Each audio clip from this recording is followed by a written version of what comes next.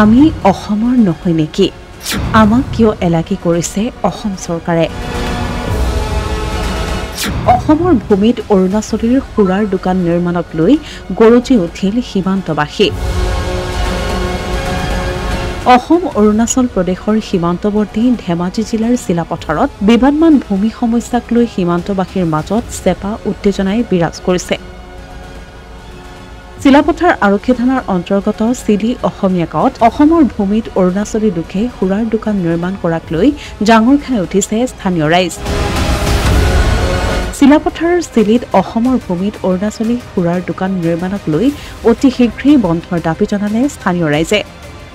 দশক ধৰি অসমৰ ভূমি হিচাপে পৰিচিত জোনাই সমষ্টিৰ চিলি অসমীয়া গাঁৱত অৰুণাচল প্ৰদেশখনৰ বুলি অৰুণাচলৰ একাংশই দাবী কৰি আহিছে। চিলাপথাৰৰ চিলি অসমীয়া গাঁৱত বিবদমান ভূমিত এইবাৰ অৰুণাচলৰ এজন ব্যৱসায়ীয়ে এখন সুৰাৰ দোকান স্থাপনৰ কাম আৰম্ভ কৰে।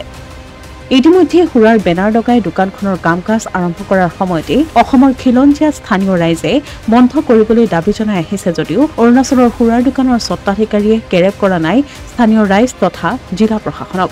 সীমামূৰীয়া যিখিনি আমি ৰাইজ আছো, আমাৰ ইয়াত আছো ২ নং নলবাৰী চিলি অসমীয়া ৰাইজ এনেকে ধৰি যিখিনি আমি ৰাইজ আছো খুব দুখিত। আৰু ইয়াত প্ৰায় সীমাৰ ক্ষেত্ৰত নানা ধৰণৰ ঘটনা ঘটিব আৰম্ভ কৰিছে। যিহেতু আমি বিগত কেইদিনমানৰ আগতে আমি দেখি পাইছোঁ যে আমাৰ অসমৰ মাটিত অৰুণাচলীয়ে যি আমাৰ ঘৰ বনাইছে, সৰু সুৰা ঘৰ নহয়, পূৰা RCC আপোনাৰ 2 তলা বিল্ডিং বনাইছে। তেওঁলোকে আমাৰ ইয়াত কোনো সোধা পোছা কৰা নাই।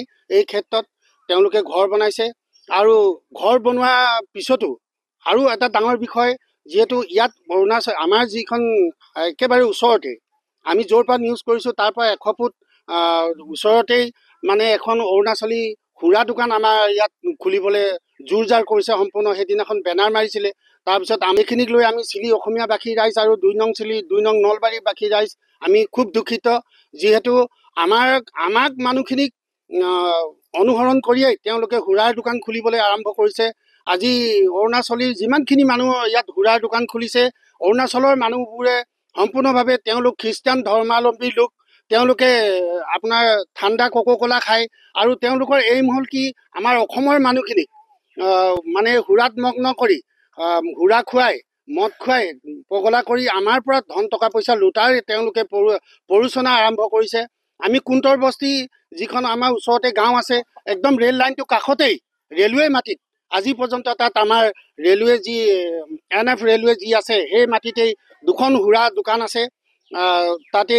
আৰু সেই সুৰা গাঁৱত নাই তেওঁলোকৰ। কিন্তু উল্লেখযোগ্য যে বসুন্ধৰা 1, 2 আৰু 3 আঁচনিৰ যোগেদি অসম চৰকাৰে মাটিৰ পট্টা দিয়াৰ ব্যৱস্থা কৰিছে যদিও আজি পৰ্যন্ত চিলি অসমীয়া গাঁৱৰ ৰাইজে বঞ্চিত হৈ থকাত অৰুণাচল প্ৰদেশৰ একাংশ লোকে সুযোগ গ্ৰহণ কৰা পৰিলক্ষিত হৈছে। অসমৰ ভূমিত নিৰ্মীয়মান অৰুণাচলীৰ সুৰাৰ দোকান অনতিপলমে বন্ধ কৰিবলৈ অসম চৰকাৰক আহ্বান জনাইছে স্থানীয় লোকে।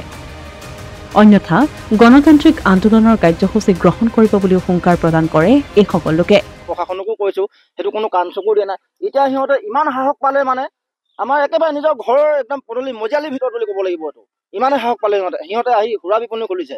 কালি এখন ফলক লগাইছে, এতিয়া আপোনালোকে ফলকখন পাইছে হয়তো। আমি ফটো মাৰিব নাপাওঁতে সিহঁতে পটাপট ভৰাই দিলে, হয়তো এতিয়া আপোনালোকে পালে।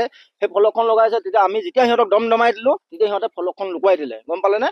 সুৰা বিপণী ইতিমধ্যে সিহঁতৰ নামত হেৰি হৈ গৈছে। মানে সিহঁতে ক'লে কি এইটো বিবদমান হিচাপত এতিয়া এৰি দিয়া হওক, কাৰণ আমি এইটো কৰিব নোৱাৰো, আমাৰ চৰকাৰে যি কৰিব সেইটো। কিন্তু তেনেকে কৰিলে নহ'ব নহয়। এতিয়া আপুনি চাওক, অৰুণাচলৰ লোকসকলে আমাৰ একদম আলিলৈকে সিহঁতক অৰুণাচলৰ পৰাই মাটি পতা দিছে। এতিয়া আমি ক'বলৈ ইমান দুৰ্ভাগ্য, মানে আমি অসমৰ বাসিন্দাই নহয়।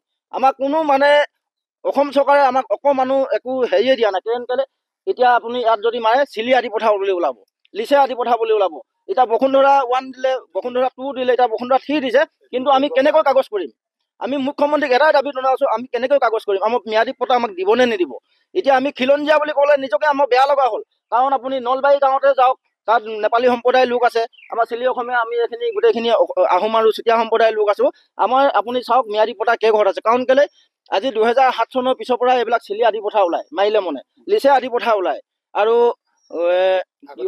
কোনটো আদি পঠা ওলায়। কিন্তু আগত আছিলে চিলি অসমীয়া গাঁও, গম পালেনে? সেই খাতিকে চৰকাৰে যাতে আমাৰ দাবীটো মানি লয়, আমাক ম্যাদী পট্টা দিয়ক আৰু আমাৰ এইবিলাক সম্পূৰ্ণ সীমাটো আপোনালোকে নিৰ্ধাৰিত কৰক। অসমীয়া প্ৰতিদিন ডিজিটেল সংবাদ চিলাপথাৰ।